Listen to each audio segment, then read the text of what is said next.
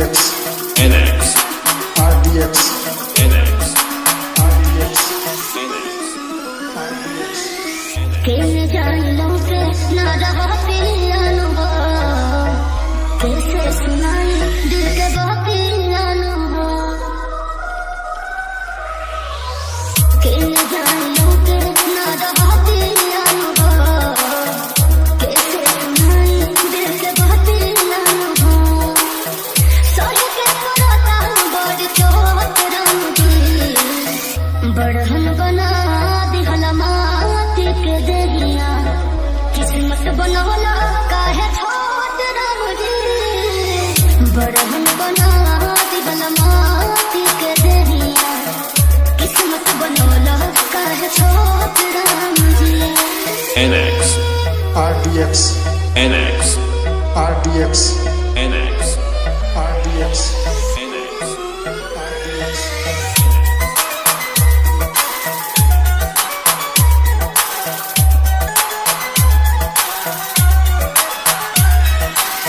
समैया के जाल में जिंदगी आगा फांसल, रुके ना हवाई ना जाता रे हांसल,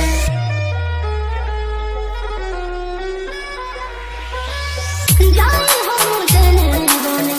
मारे लोग ताना, जिए नाही देता ये जुल्मी जमाना, मिले नाही पावनो सपोर्ट रंगी, बड़हन बना दिहला माटी के देहिया, किस्मत बनवला काहे छोट राम जी, बड़हन बना दिहला माटी के देहिया, किस्मत बनवला काहे छोट राम जी।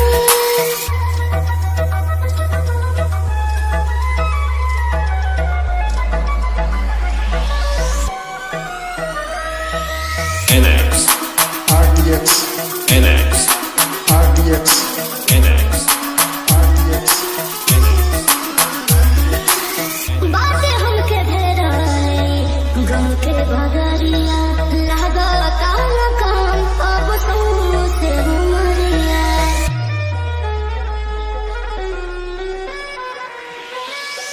सोचल रहे सपना टूटल, कबने कराम मोर सनम बाटे रूठल, राह कवन हमारा में खोट रंगी, बड़हन बना दिहला माटी के देहिया,